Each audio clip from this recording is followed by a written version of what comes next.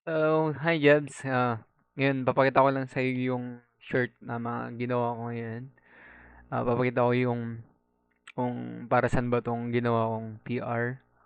At basically, ito naman yung parang pinaka ano natin parang pinakagamitin natin para ma-input lahat ng product, lahat ng mga details na importante at yun. Dito tayo magpo-post talaga. So, dito is, sa una is Reynal Task Board. Dito ko ilalagay yung mga task ko. Tapos, dito mo na rin pwedeng kunin yung mga ilalagay mong task na natapos ko. Is basically, hindi ko na-update masyado to. Pero, ito yung mga currently na ginagawa ko. Rephrase, adding emojis, set up Notion. Ito yung mga next na gagawin ko. At, yun, yan lang. So, ito hindi naman masyadong kailangan pa to. Pero, ah, titignan ko kung paano yung mga to eh. Development, testing, mga ganyan. Pero to, sa ano to eh, sa products to eh. Pwede to sa products. At table view, ito, same lang din naman yan. So, tatlo yan sila.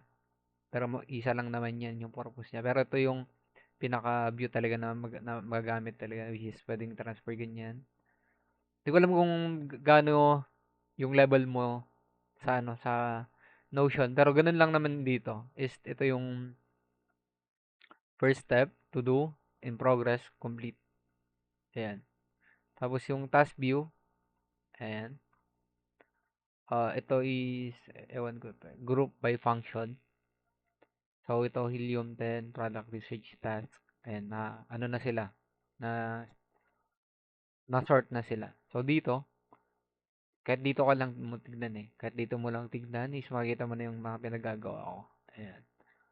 So, I'm looking forward to post yung mga ginagawa ko dito. So, yan lang. The next is yung Amazon product research. Ito yung talagang gagamitin natin para mag-add ng products. At ito yung introduction niya talaga. Which is yung pinakita ko naman sa inyo last ni Sir David. Parang ito yung pinaka whole guide natin kung ano yung mga gagawin natin dito. So dito sa video guide na to, hindi pa ako talaga nakalagay. Pero looking forward, tinatapos ko lang talaga. Ayan. So ito, ayan, di pa yan tapos talaga. Dito sa Amazon Product Research Criteria, Amazon Product Criteria, ayan, step by step. Dito lahat ng mga ano, ang mga galing din sa mga ano to eh, click up. Ayan. And then ito yung Helium 10 na criteria na galing din sa click up ba yun? Click and click up. Oo.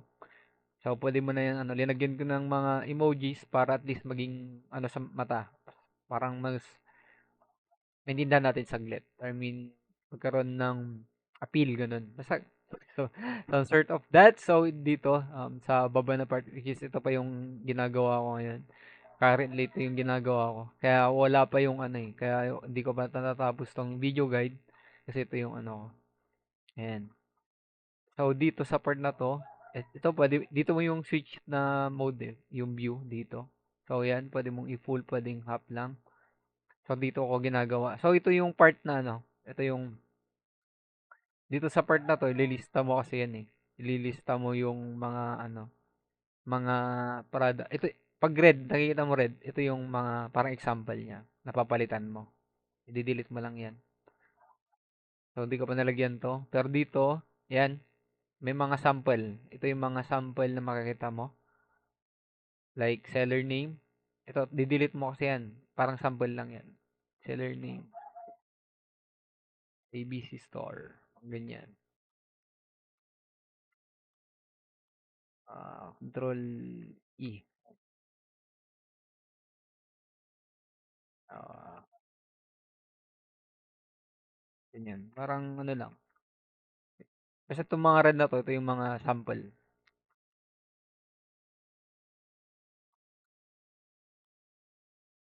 Ayan.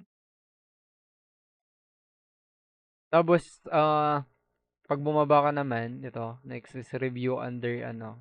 Yes, hindi ko pa napalaki to. Wait lang, palakin ko lang nga pala to mga to. Ayan. Copy. Ayan. So, ito yung mga ano, ito yung sample. Ito yung dito mo ilalagay yung review counts. Ayan. Ganun din naman dito. Kung anong ano.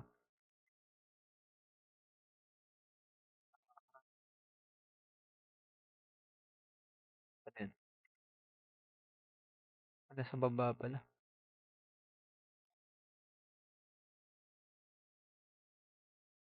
Ayun.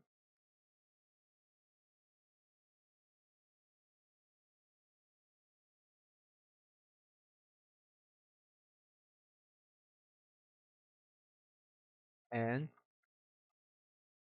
So, kung makikita mo may mga review counts, itong mga red ito yung mga papalitan mo. So, ito yung, wait lang to. Hindi ko pa nalagay. Ayun. Ayan. Ito yung mga counts, review counts. Ito yung mga sample kung saan mo kukunin yung mga ano. Talagang hindi ko pa na ano nalalagay lahat, pero ito yung mga sample talaga. Like for example, seller origin, lalagay mo yung seller name at percentage ng domination. Dito pwede ka pang mag-add ah at least ano dito eh. At least top ano dapat eh. So yan yung sample. Dito mo kukunin.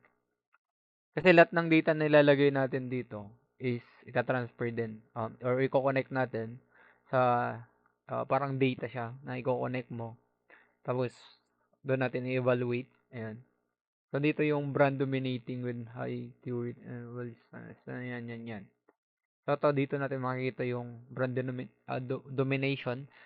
So ibig sabihin, again, pag mataas yung yung dominant yung isang brand, mag ano re-rating tayo doon kung ibebenta pa rin ba natin to kasi syempre dominating na siya eh. Tapos dito rin papasok kung may mga sites sila ganun. So doon lang yung mga yun. So dito, ano baba ulit. Bumabalik lang sa taas. Pero dito hindi ko pa tapos. So, to, currently talaga yung ginagawa ko dito. Tapos, dito naman sa, ito connected kasi to sa ano eh, online eh. Na-upload to sa my drive ko, na pwede nyo namang i-edit ito. Ito pa yung hindi ko natapos. Which is, ginagawa ko offline, para i-upload ko ulit. Kasi pag dito ko kasi ginagawa, minsan naglalag eh. So, dun ka muna sa Excel ginagawa. And then, dito yung magiging data. Dito yung graph. Which is ito, delete ko din naman to. Pero dito ko lalagay yung mga graph ng mga product nilalagay natin. So, balik tayo dito sa may paglilist ng Amazon. Dito sa paglilist ng product. So, ito pa lang yung talagang nagagawa ko na ano. Pero I think, madali lang naman intindihin kasi sasend ko din yung ano yung basic ng Notion. Kaya, ayun.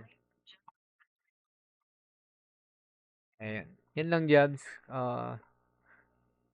I think kung may question ka pa, free ka naman mag-questions yan. So, yun yung, ano, yun yung ginagawa ko ngayon.